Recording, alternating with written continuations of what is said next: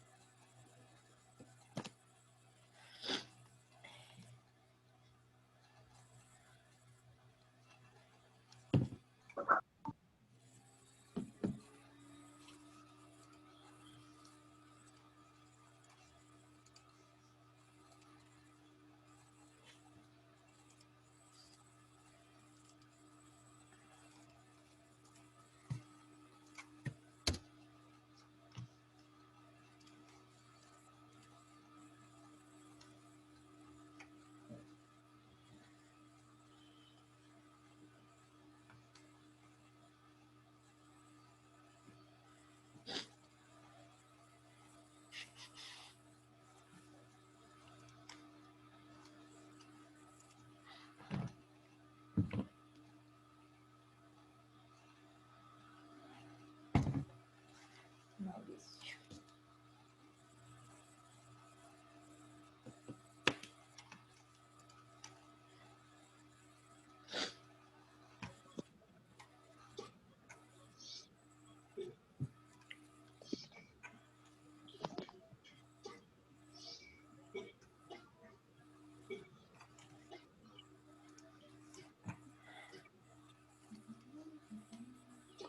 Boa noite.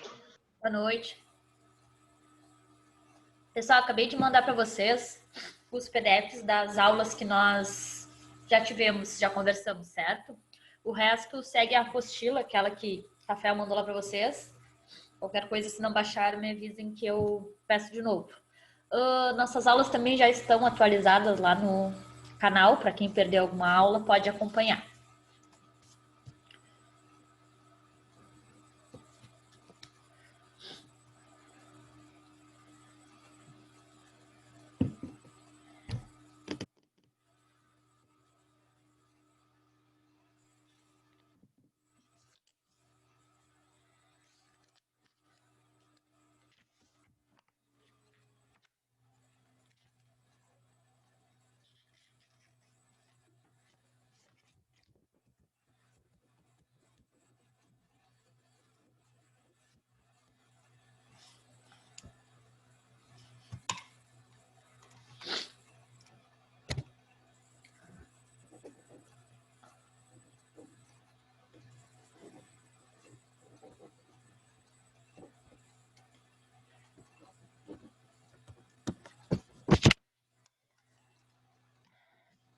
Bom, vamos lá então.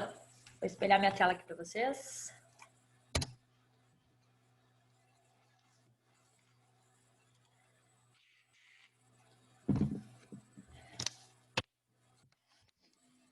Ontem nós falamos então de manutenção. Opa. Áudio. Voltou. Ontem nós falamos de manutenção preventiva, certo? Vamos falar um pouco hoje de alguns elementos, tá? Algumas revisões que a gente precisa ter de elementos mecânicos que nós já conversamos, tá? Mas voltamos neles porque eles têm aspectos especiais de manutenção. Então, vamos entrar no assunto de mancais. Isaac. Quem entrou agora? Isaac.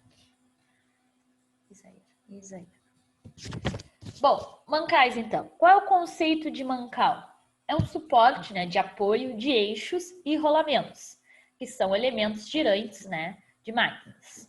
Os mancais eles classificam em dois tipos, né? São os mancais deslizantes e os mancais de rolamento.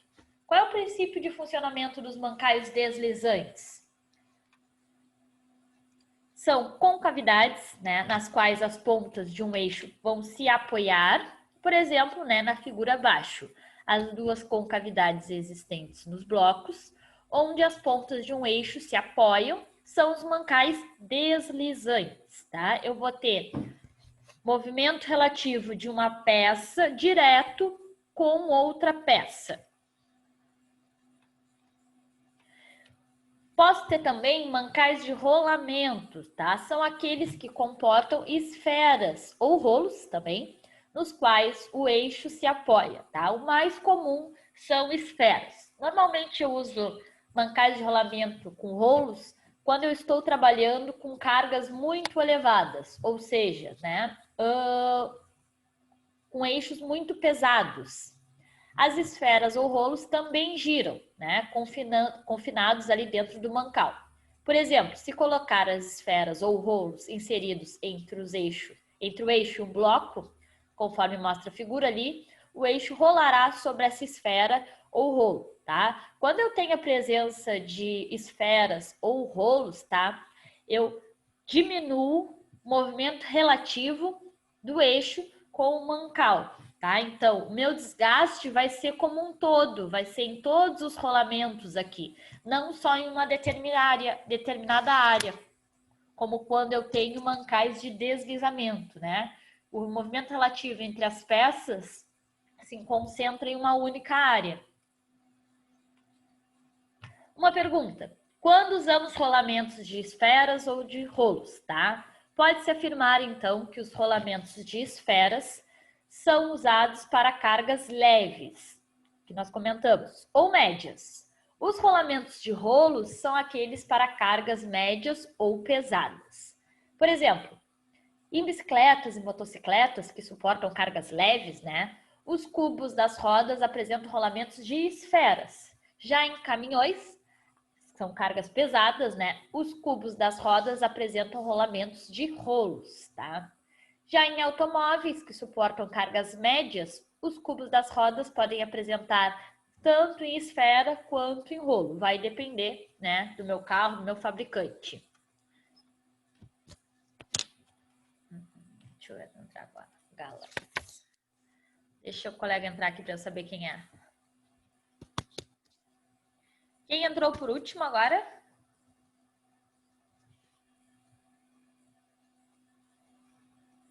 Quem entrou por último? É um Galaxy. Eu entrei, não sei se foi por último. Não, foi agorinha. Tem um Galaxy.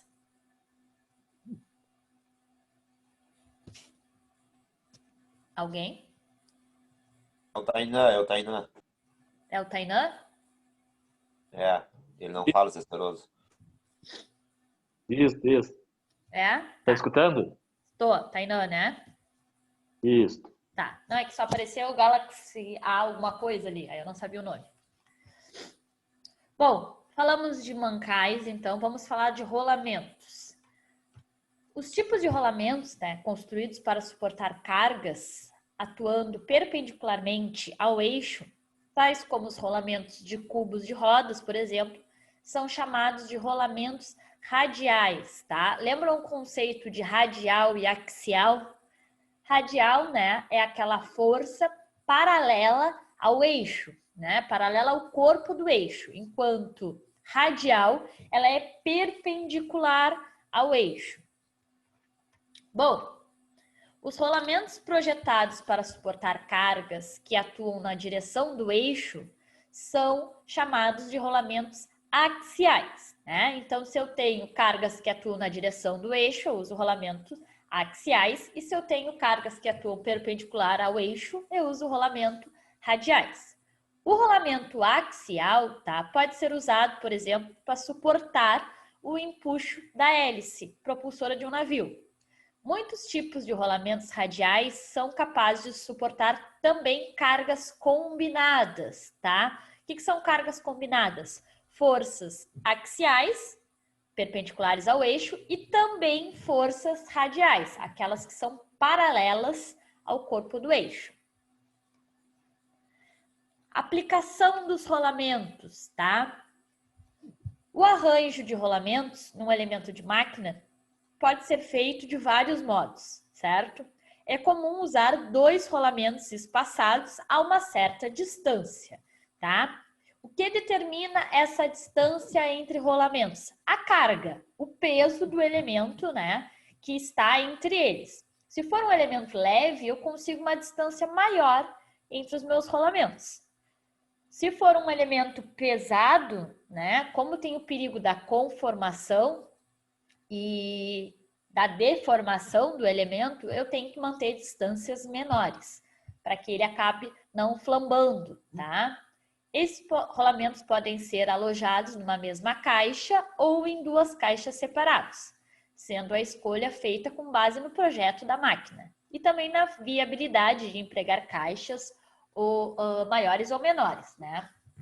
A maioria das caixas padronizadas é construída para alojar um rolamento.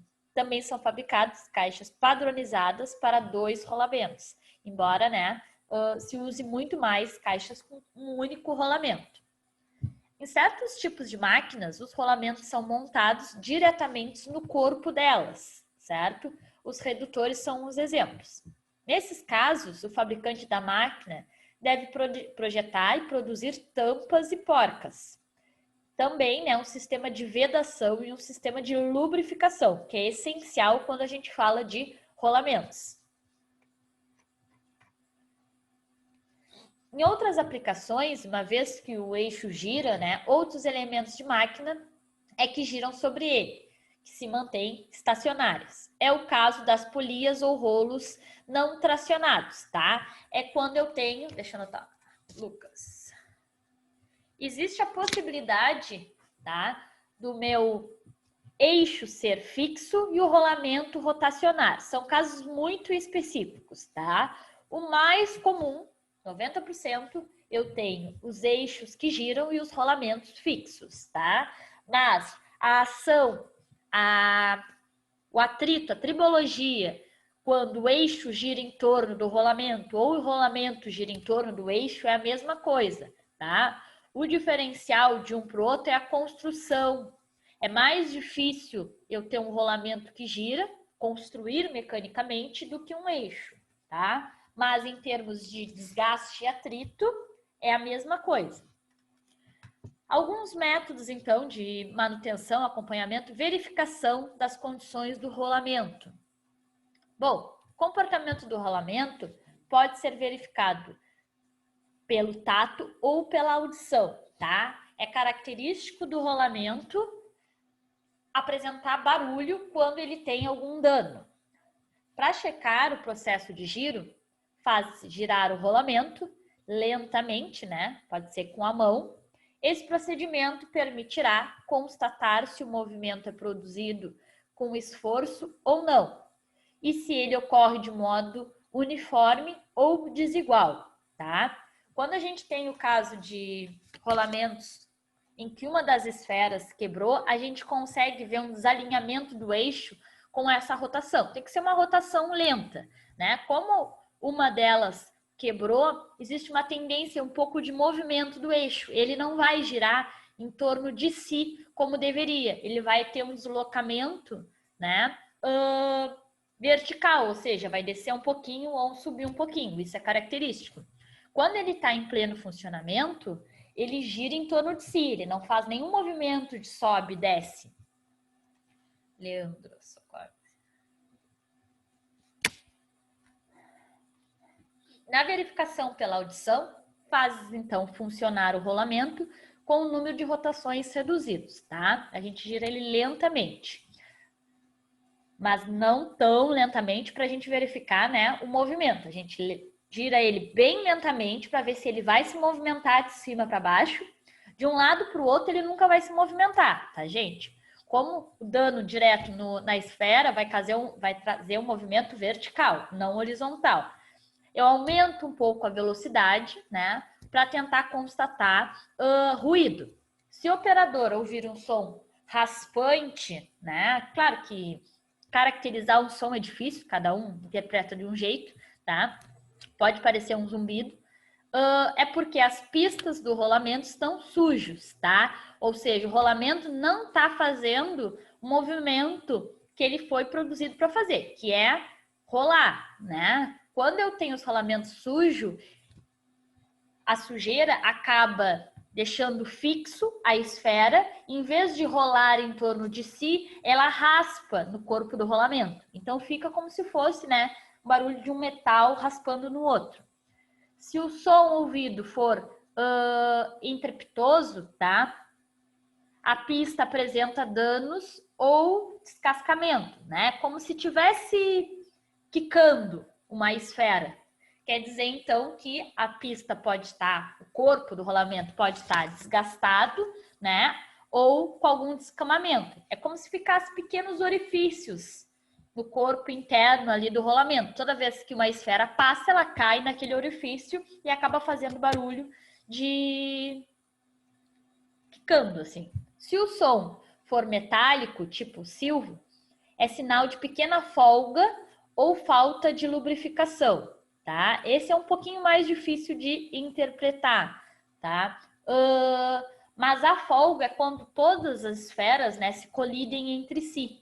Fica um barulho intermitente, assim. Paulo, deixa eu anotar o seu Paulo só.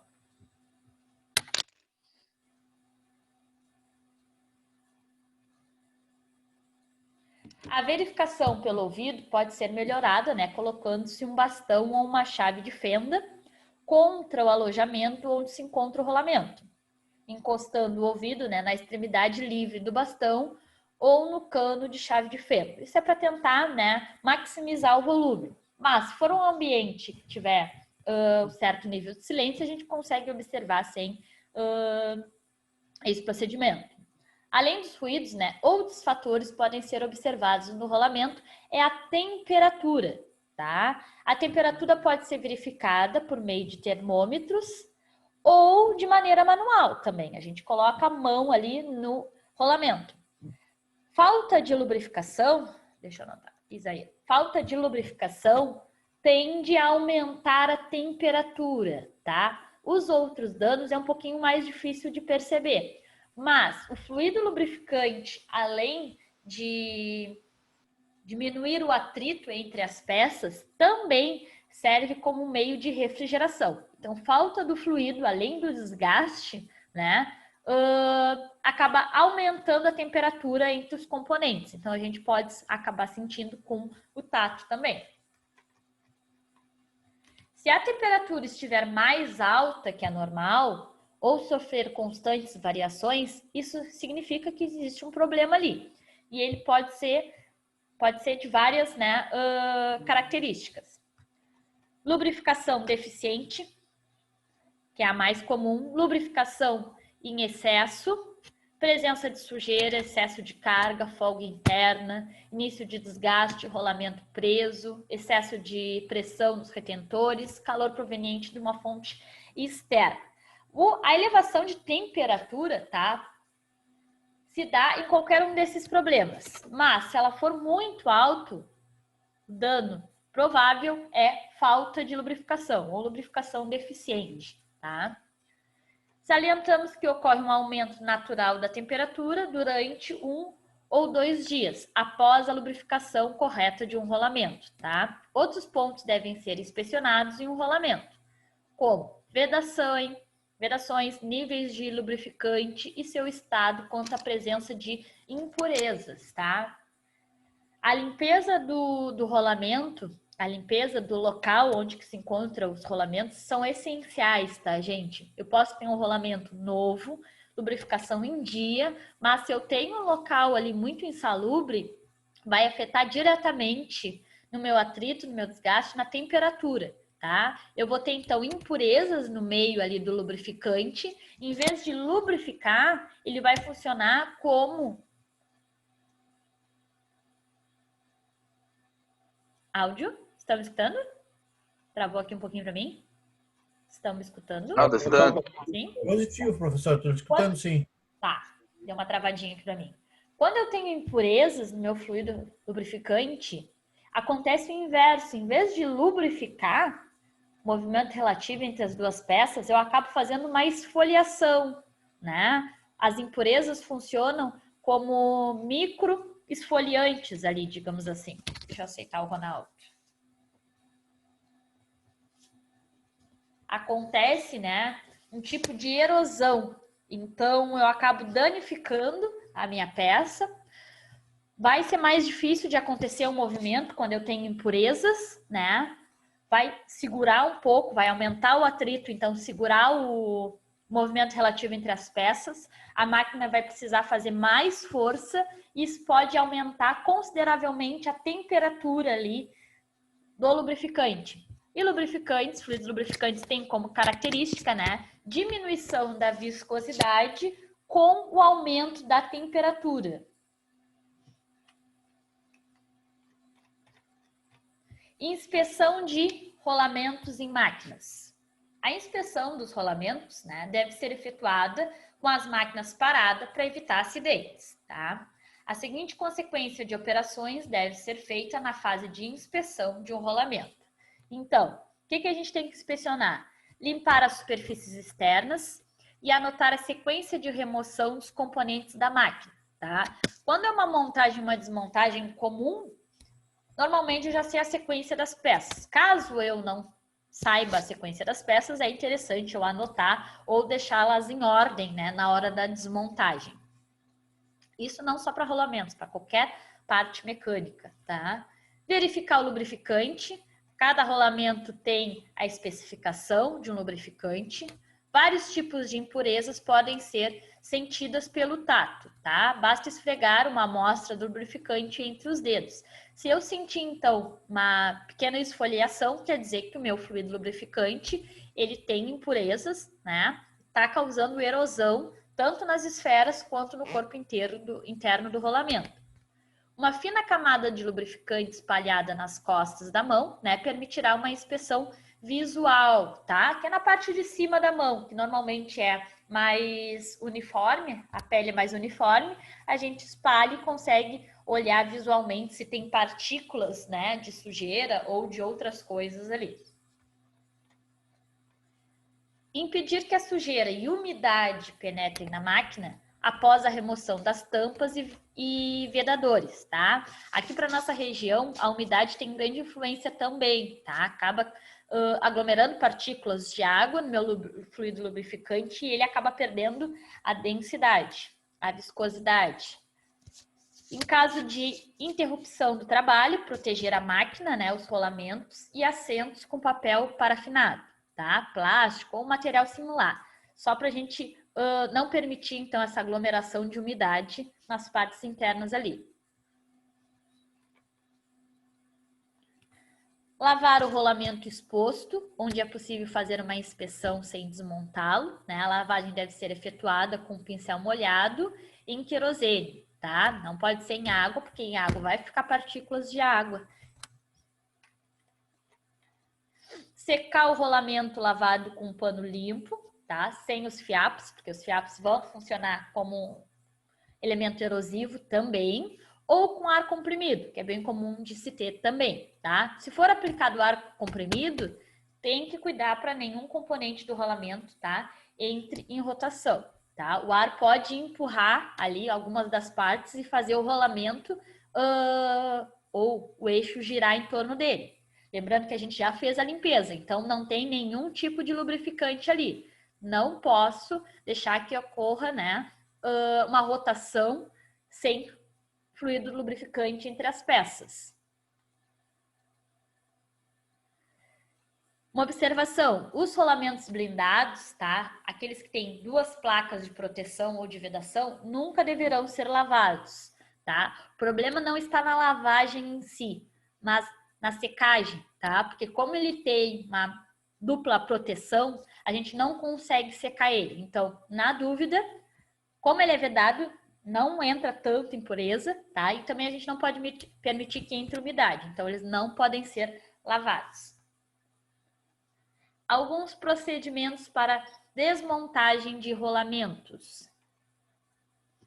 Antes de iniciar, então, a desmontagem de rolamento, recomenda-se, como primeiro passo, né, marcar a posição relativa de montagem, ou seja, marcar o lado do rolamento que está para cima e o lado que está de frente. Principalmente selecionar as ferramentas adequadas, né? Vejamos como se faz para desmontar um rolamento com interferência de eixo, com interferência na caixa e montado sobre buchas.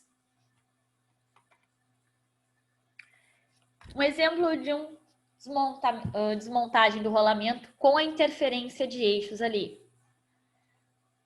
Deixa eu aceitar o Jean.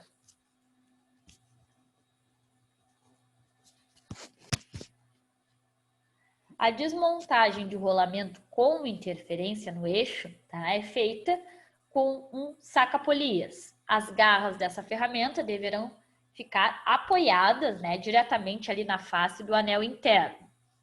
Quando for possível alcançar a face do anel interno, né, o saca-polias deverá ser aplicado na face do anel externo, conforme mostra a figura ali. Selemias. Já não tinha entrado.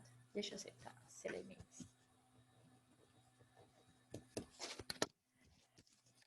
Mas, né, é importante que o anel externo seja girado durante essa desmontagem. Esse cuidado garante, então, que os esforços se distribuam, certo? A gente não pode fazer força em um rolamento em um único ponto, tá? É que nem aperto de parafuso. Sempre que eu faço uma força maior em um lado, né, ele acaba sendo desequilibrado.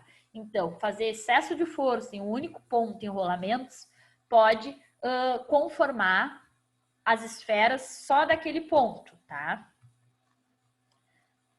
Na operação, então, o parafuso deverá ser atravessado ou permanecer seguro por uma chave.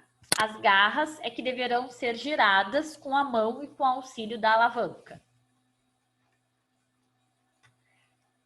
Se não tiver esse elemento, tá, o saca-polias, pode-se usar um punhão de ferro ou um metal relativamente mole. Tá? Não é interessante ter um metal de alta dureza para que não tenha conformação ali das minhas esferas. O rolamento não deverá, em hipótese alguma, receber golpes, tá, gente? Tem que ser feita uma força contínua de remoção. Não posso bate um pouquinho do lado, bate um pouquinho no outro, tá? Que isso acaba deformando diretamente ali ou o corpo interno e externo ou as minhas esferas ou rolos. No caso de desmontagem de rolamento com interferência na caixa. Quando o rolamento possui ajustes com interferência, tá, na caixa, como uma roda, ele poderá ser desmontado com auxílio de um pedaço de tubo metálico com faces planas e livres de rebarba, tá? Só fazendo uma observação aqui. A gente já viu isso de interferência e folga. Qual é a diferença quando eu tenho interferência e qual é a diferença quando eu tenho folga?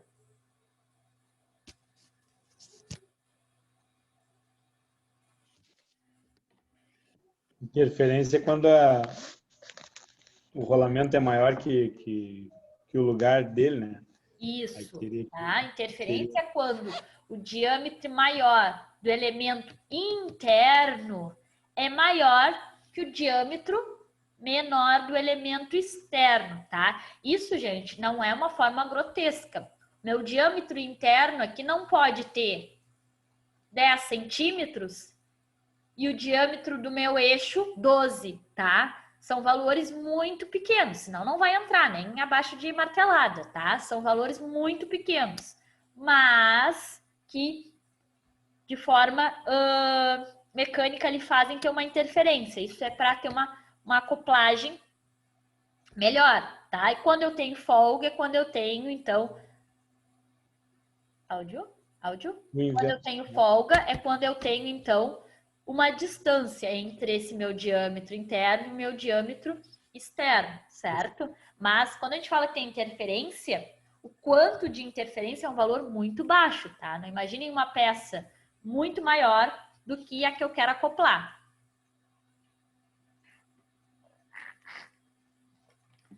Bom, caso haja ressaltos, né, entre os rolamentos, deve-se usar um punhão de ferro ou um metal relativamente mole, tá? As pontas arredondadas ou ferramentas similares.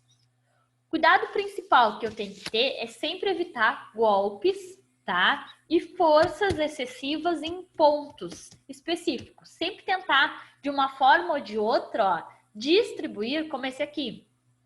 tá apoiado aqui em 2 elementos. Distribuir a minha força e também fazer o repuxo, tá, do meu elemento de forma plana, né? Não puxar só por cima, não puxar só por baixo de um lado ou de outro, tentar fazer que ele saia de forma paralela, tá? Porque se eu puxar mais em cima ou puxar mais embaixo, pode sair, mas pode deformar, tá? Partes dos meus elementos ali. Então, sempre tento fazer uma força contínua e fazer com que um elemento saia paralelo em relação ao outro.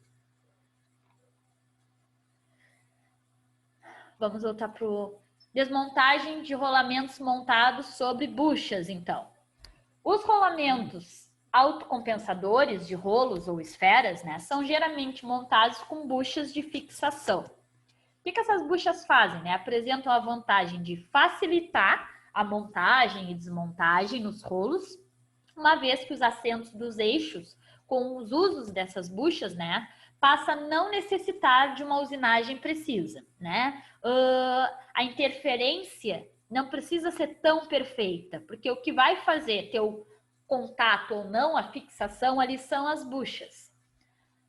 A ilustração, então, né, a figura abaixo vai mostrar da esquerda para a direita os seguintes elementos: porca de fixação, a arruela, o rolamento e a bucha, certo? A desmontagem do rolamento montado sobre essas buchas de fixação deve ser iniciada, né, após se marcar a posição da bucha sobre o eixo. A orelha da arruela se trava, dobrando ali no rasgo, tá? Esse é o tipo, existem vários tipos de arruelas, nós vimos isso lá em elementos de máquinas, tá? Essa daqui é do tipo contrava, né? Ou seja, quando ela se assenta, então, sobre o rolamento, existem essas partezinhas externas vai travar sobre o elemento que ela está fixado.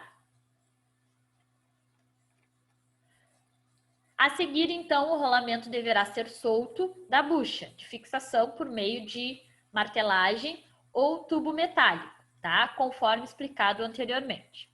Bom, quando a face da porca estiver inacessível ou quando não existir um espaço entre o anel interno e o encosto ali do eixo, a ferramenta deverá ser aplicada na face do anel interno do rolamento, tá? Me obriga, então, a fazer o impacto ali na peça, mas não tem outro meio de retirada.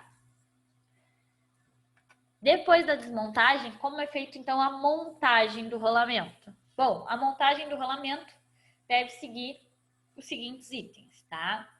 Escolher o método correto de montagem de cada um tipo de rolamento, observar as regras de limpeza do rolamento, limpar o local da montagem, que deve estar limpo e seco, né? Selecionar as ferramentas adequadas, que deverão estar em perfeitas condições de uso, inspecionar cuidadosamente, né, os componentes de composição ali do rolamento, remover as rebarbas, tá? As rebarbas podem se soltar durante o movimento relativo entre as peças e isso vai causar uma erosão.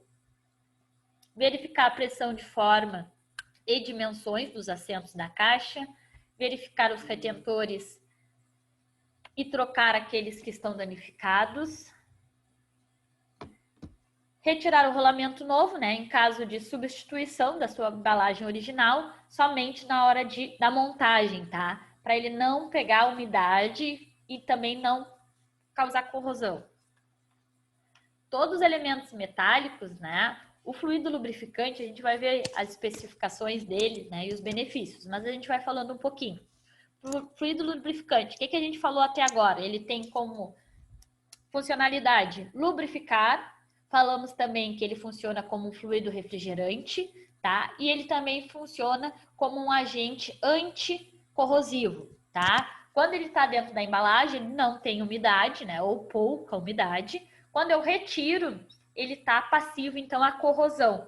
Por que ele não corrói quando está em trabalho? Porque eu tenho fluido lubrificante, que ajuda nessa proteção contra a corrosão, tá? Tem várias peças, não só rolamentos, que não devem ser expostas ao ambiente se não for para para o trabalho, tá? Justamente porque não tem lubrificação, então ela acaba sendo suscetível à corrosão. Montagem de rolamentos com a interferência do eixo, que foi a primeira desmontagem que nós falamos, tá? A montagem de rolamento com interferências no eixo segue os seguintes passos. Primeiro, a gente lubrifica o assento do rolamento, que é onde a gente vai colocar ali o rolamento. Posicionar, então, o rolamento sobre o eixo com auxílio de um martelo, tá? Os golpes não devem ser aplicados diretamente no rolamento, e sim no tubo metálico, tá? Adaptado ao anel interno. A gente não aplica direto no rolamento, mas sim no tubo que vai permitir o movimento do rolamento sobre o assento. Usar as roscas internas e externas, tá? Usar prensas mecânicas ou hidráulicas para montar os rolamentos pequenos e médios.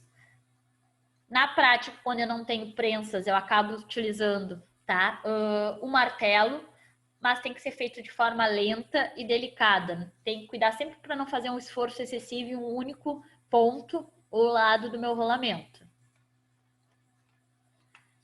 Aquecer os rolos grandes também. Áudio. Pessoal, voltou.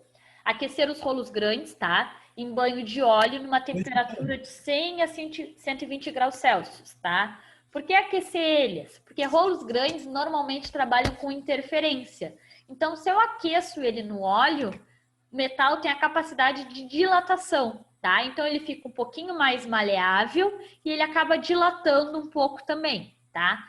Facilita na colocação ele estar quente, né? Morno, na verdade, mas eu tenho que ter mais cuidado ainda. Ele está dilatado, mas ele também perdeu um pouquinho da dureza. A uma alta temperatura, ele está mais flexível.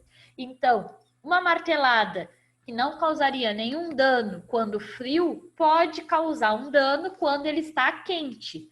Ele fica um pouquinho mais fácil de conformar. Então, apesar de dilatado, eu tenho que ter um pouco mais de cuidado quanto ali a fixação para não deformar ele. Montagem de rolamentos, então, com interferência na caixa, tá? Não no eixo. O passo para a montagem de rolamento com interferência aqui, ó, na caixa e não direto no eixo, basicamente são os mesmos, tá? Quando a gente tem a interferência no eixo. Deve-se usar um pedaço de tubo metálico contra a face, não um martelo direto no meu rolamento, certo? Para distribuir, então, esse impacto de forma... Áudio. Opa, tá falhando toda hora. Distribuir o meu impacto, então, sobre todas as minhas esferas. Tem que cuidar para que o rolamento não fique desalinhado em relação à caixa, ele tem que entrar de forma paralela, tá? Utilizar uma prensa hidráulica ou mecânica, caso eu não tenha, posso utilizar o tubo com o martelo. E posso aquecer a caixa para a montagem de rolamentos, tá? Quando eu tenho a caixa com interferência, se eu quiser aquecer, eu tenho que aquecer a caixa, tá, pessoal? Porque se eu aquecer o rolamento, ele vai dilatar e a interferência aqui vai ser maior ainda, vai ficar mais difícil de eu colocar ele. Então, quando eu tenho interferência no eixo, eu aqueço o rolamento para ele dilatar. Quando eu tenho interferência na caixa, eu aqueço a caixa para que o orifício aqui dilate e seja mais fácil de colocar o rolamento, tá? Falhas de rolamentos e suas causas, tá? Alguns problemas característicos dos rolamentos. Cada uma das diferentes causas de falhas em rolamentos, tá? E, Natália, Oi. mas o aquecendo o rolamento vai aumentar o tamanho dele. Sim, quando eu tenho interferência no eixo, a intenção é tá, aumentar sim, o sim. rolamento. Sim, tinha entendido ao contrário. Tá? Não. Quando eu tenho interferência no eixo, eu aqueço o rolamento para ele dilatar. Quando eu tenho interferência na caixa, né? Eu aqueço a caixa. para ela dilatar e o rolamento entrar com mais facilidade. Se eu fizer o inverso, né, dilatar o rolamento nesse caso, que é a interferência na caixa, ele vai ficar maior ainda, a interferência aqui vai ser maior. Vai ser mais difícil, então, de colocar... Na verdade, os dois vão aumentar, né? Como assim? Sim, tanto tu botando na caixa como no rolamento, tu vai aumentar o tamanho. Não te entendi. Não tá diminuindo nenhum dos dois com o calor. Não. O calor sempre vai aumentar. Só que se eu aumentar o rolamento nesse caso aqui, ó, se eu aquecer o rolamento, ele vai ficar maior ainda. Então vai ser mais difícil de entrar aqui. Eu aqueço a caixa para o buraco aumentar. Você me entendeu? Mas tu aquecer a caixa, o buraco vai aumentar. Sim. Vai dilatar. Ele vai dilatar todinho. Vai dilatar todinho, Sim. ó. Claro, ele vai aumentar o tamanho, mas ele não aumenta para dentro, ele aumenta para fora. Vamos voltar aqui, peraí. Ou podia resfriar o rolamento com gelo seco. Não é interessante, porque o metal, a baixas temperaturas, ele se torna frágil. Então, como eu vou fazer ali uma pressão para o rolamento entrar, dependendo da pressão que eu fizer, eu posso danificar o rolamento. Porque ele fica com Isso só em rolamento. internas quando eu aqueço. Só em rolamento. Em eixo pode fazer. Pode fazer em qualquer um dos dois, desde que tu garanta, né, o cuidado no manuseio. Não é muito comum resfriar elementos mecânicos. O mais comum é aquecer, tá? Se for quanto maior a dureza do material metálico, se tu resfria, ele fica mais frágil. Então, só resfriar não é um problema. O problema é resfriar e acrescentar alguma força. A chance de tu quebrar ou trincar é grande. Vamos, só para te mostrar o que acontece quando a gente aquece a caixa, tá? A caixa vai ser assim, tá? Entendi o que tu quis dizer, que quando vai dilatar, ia dilatar o metal... Puta, ficou horrível esse aqui.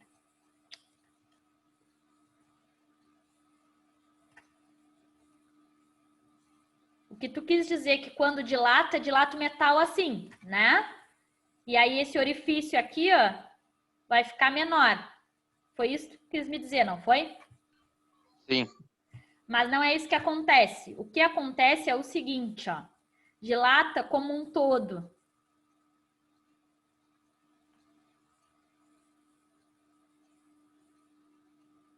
Ele dilata assim, ó. Entendi. Essa partezinha aqui, ó, aumenta, mas o orifício também aumenta mais, tá? A dilatação acontece assim. Por isso que fica mais fácil do rolamento entrar. Se eu aquecer o rolamento, ele vai dilatar e ele vai ter uma interferência maior aqui, tá? Ficou meio ruinzinho ali meu desenho, mas eu acho que Tá bem. funcionou bem, né? A ideia. Ele não dilata só o material, o orifício também dilata. Bom, falhas características no rolamento, então. Opa, saiu da minha tela.